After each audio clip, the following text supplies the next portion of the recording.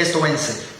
Uno no puede haber proclamado ciertas cosas y a la hora que está en un cargo no ser nítido, porque claro, y tienen razón, nos evalúan de acuerdo a lo que escribimos y dijimos, y nosotros definimos la ética muy claramente, y por eso el valor agregado. No dijimos austeridad, ética, no, la definimos claramente y dijimos que la ética eran 5 cosas. La primera, lo que definimos, pues no caer en la corrupción clásica, conflictos de interés y tráfico de influencias. Eso es lo que está establecido en la legislación, por supuesto que no. Segundo lugar, no politizar decisiones. Tercer lugar,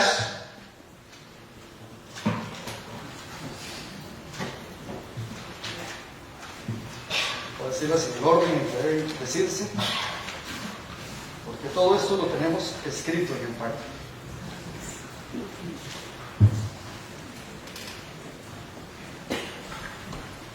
Tercer lugar, no desperdiciar recursos, es decir, cuidar todo, desde un lapicero hasta lo más grande, no nombrar cargos que son innecesarios, no abusar con viajes, etc.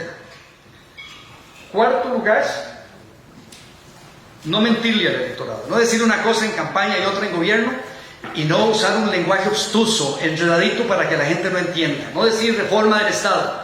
Si vamos a cerrar algo, decir el verbo cerrar, que la gente sepa qué es de lo que estamos hablando. Y la quinta definición de la corrupción y la falta de ética es impunidad, proteger a los que fallan en esos campos. Eso lo planteamos y con eso nos han exigido y con toda la razón.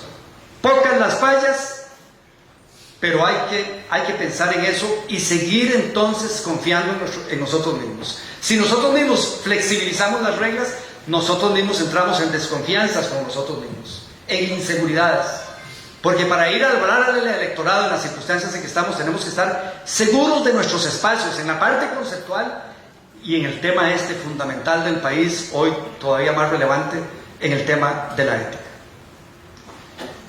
Pero hay otro factor que nos diferencia, un factor que digamos no es positivo, pero que sí somos diferentes que otros partidos. ¿Y saben qué es? Es algo que me duele a mí mucho. Y es la incapacidad para aclarar y defendernos de las acusaciones terribles que se nos hacen.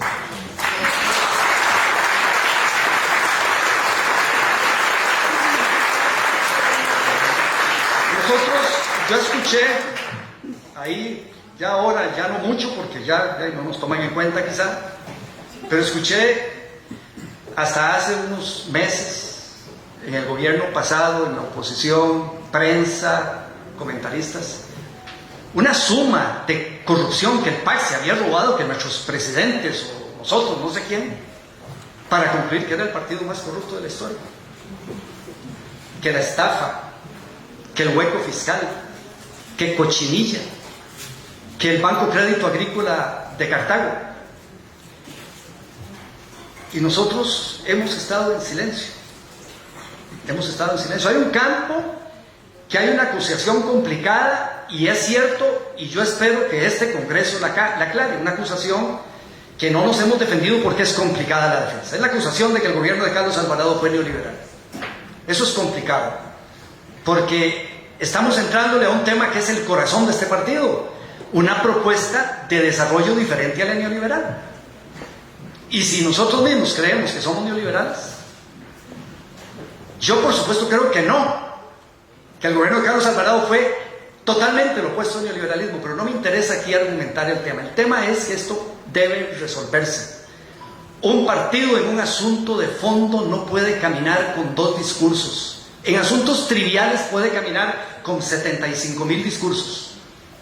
Pero en un asunto sobre el tema de la eficiencia del Estado, el tema de la disciplina fiscal, el tema de acuerdos políticos para lograrlo, si caminamos con lenguajes diferentes, no vamos a tener éxito electoral. Al electorado hay que llegarle con una narrativa. No estoy hablando de que estemos ahí todos como en plomo, con una sola narrativa. Siempre dijo este servidor, nunca nadie me dijo que estaba muy bonita la metáfora, pero la voy a repetir hoy, que nosotros somos un partido que nos movemos conceptualmente entre el trópico de Capricornio y el trópico de Cáncer. No estamos en el Ecuador. Nos movemos ahí, en temas y con flexibilidades. Pero en ese tema tenemos que tener claridad. Y yo esperaría que este Congreso resuelva eso, que se resuelva por la forma en que se resuelven las cosas, por democracia. Y si alguno pierde y considera que este es un tema definitorio, pues la puerta está abierta para salir. Está abierta para los que quieren entrar cuando les guste la posición que gane.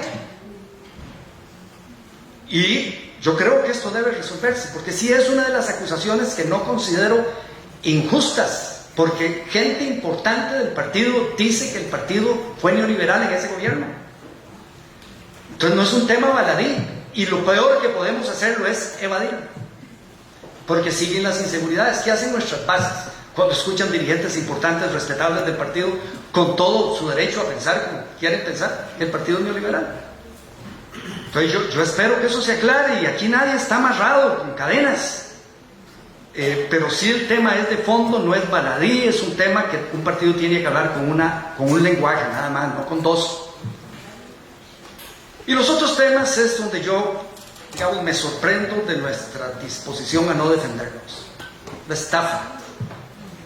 Los tribunales encontraron a un estafador, dijeron en la sentencia que ese es el autor intelectual. Es un tema judicialmente resolvió toda la controversia.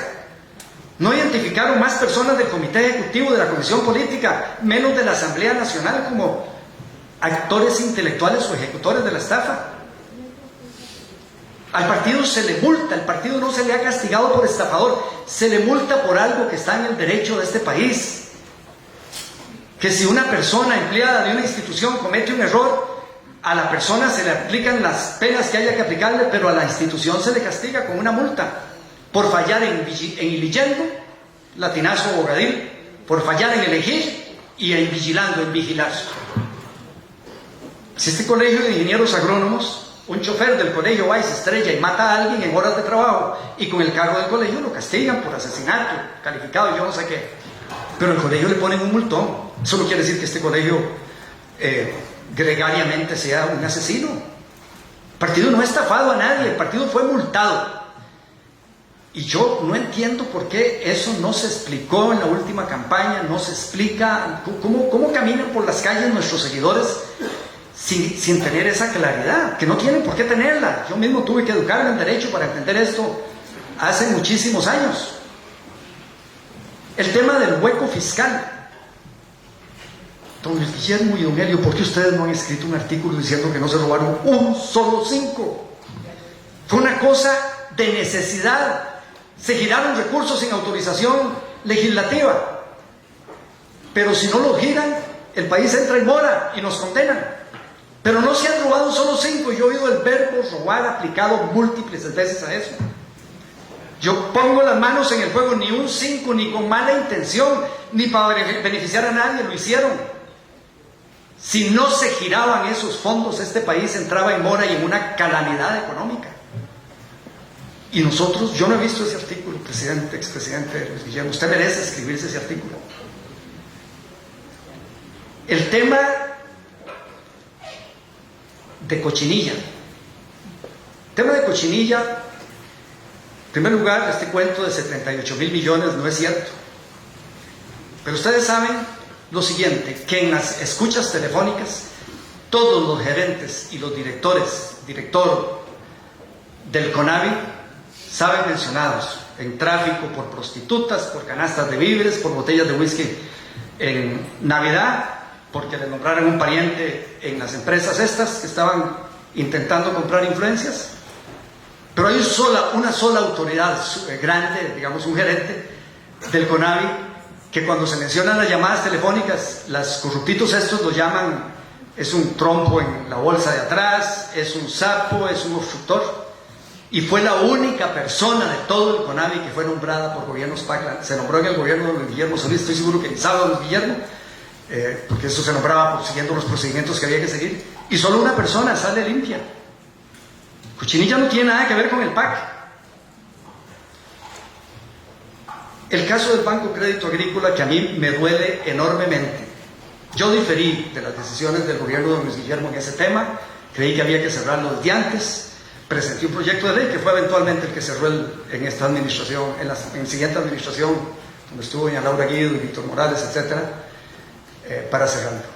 Pero una cosa es diferir en un tema, otra cosa es decir que ahí hay un delito. Yo no entiendo esta acusación, expresidente Guillermo Solís, y aquí está don Sergio Alfaro también, y hay otras gentes que están llamando a los tribunales. O sea, si hoy, acusaciones que metieron dinero del Ministerio de Hacienda, del gobierno, para evitar que quebrara el Banco Crédito Agrícola. Y consideraron en la administración que era importante el Banco Crédito Agrícola para el desarrollo de este país. Igual si hoy la caja está por quebrar y el gobierno le mete plata de Hacienda, eso es un delito. Y el gobierno opina, por cierto, todos lo apoyaríamos, el gobierno opina que la caja no debe quebrar. Esos son asuntos de opinión. Por una opinión, aunque uno difiera, no se puede considerar que sea un delito. Esto es una injusticia fenomenal y tenemos que enfrentarla y escribir los artículos del caso. Porque a la gente le llega la idea, acusados en la fiscalía. Esto es una injusticia enorme. Y lo dice alguien que peleó para que se cerrara mucho antes, que diferido don Luis Guillermo en eso. Pero era opinable, puede ser que yo estaba equivocado y había que sostener el banco a toda costa para que diera créditos, qué sé yo. Puede ser que yo haya votado cosas en la Asamblea Legislativa cuando fui ministro, que tomé decisiones y voté en direcciones equivocadas, pero eso no me hace delincuente.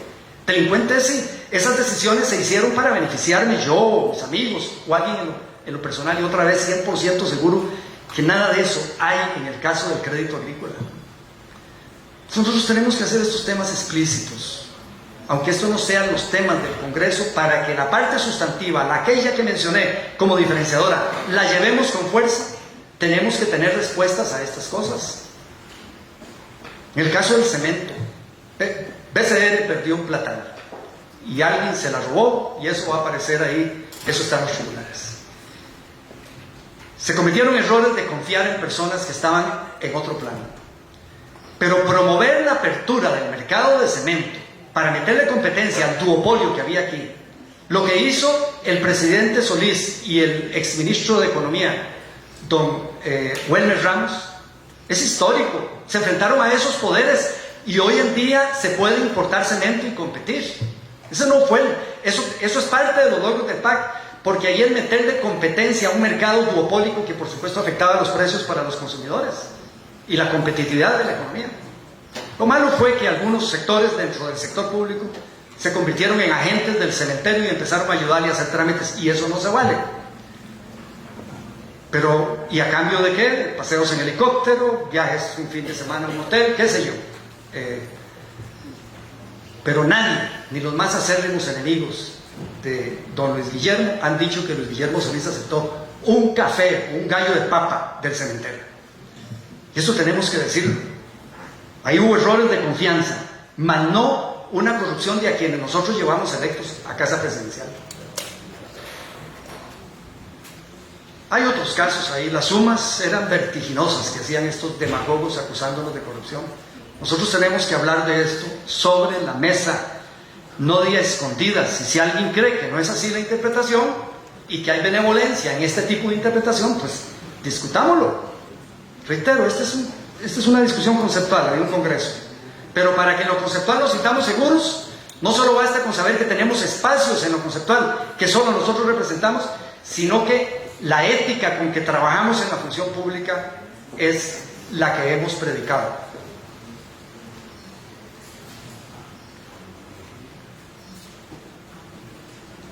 Todo esto debe explicarse. Yo creo que lo merece Costa Rica, lo merecen nuestros votantes y lo merecen las personas que injustamente a veces se les califica. Porque ¿cómo vamos a ir nosotros a otra campaña si estas cosas no están claras? Si entre nosotros no tenemos la narrativa correcta. En esta campaña no salieron estos temas porque no éramos un reto, no éramos un desafío a los que podían triunfar, por las circunstancias. Pero cuando nosotros volvamos a crecer y seamos un partido que desafía el poder y tiene posibilidades de ganar, esta lista viene para acá. Y nosotros tenemos que tener respuestas y tener un lenguaje conversacional para esto que comienza en los grupos dirigentes y baja a todos los seguidores del partido. para caminar con la frente en alto y mirando a todo el mundo a la cara, como que creo que tenemos las posibilidades de hacerlo, aceptando los pequeños errores que se han cometido y sabiendo que las lecciones están aprendidas.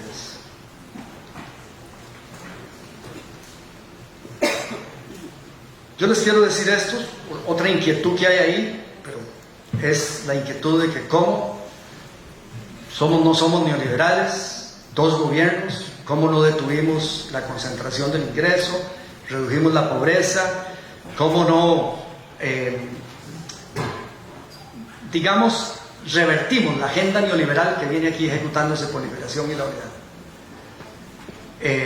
Y yo les quiero decir a ustedes, eso es una pregunta que ignora las matemáticas democráticas. Con los pocos diputados que tuvieron don Luis Guillermo y don Carlos, es muy difícil hacer cambios estructurales. Pero se hizo algo importante y fue detener, por lo menos se detuvo esa onda neoliberal. Con la crisis fiscal heredada de los 2 últimos gobiernos liberacionistas y con la pandemia, el neoliberalismo de la Unidad y Liberación hubiesen hecho fiesta con el Estado Social de Derecho. De hecho, desde un muy inicio querían que se tomaran medidas de ese tipo, pero se logró salir de ahí sin tocar el Estado Social de Derecho. Débil porque las finanzas no han permitido, pero ahí está la institucionalidad lista para cuando haya una situación financiera más saludable, fondearla y proseguir con esa ruta, valga la redundancia, progresista en que nosotros creemos.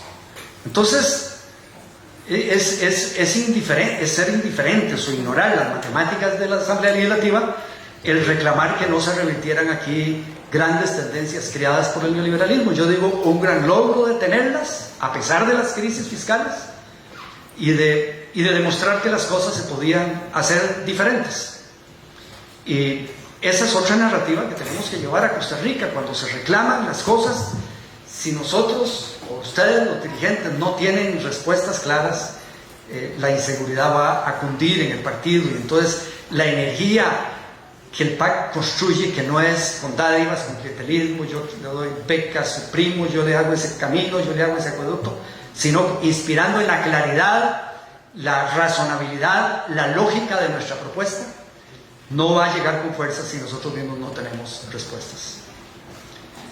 Cierro mis palabras reiterándoles que el PAC es relevante, que este Congreso es relevante y deseándoles lo mejor en sus deliberaciones.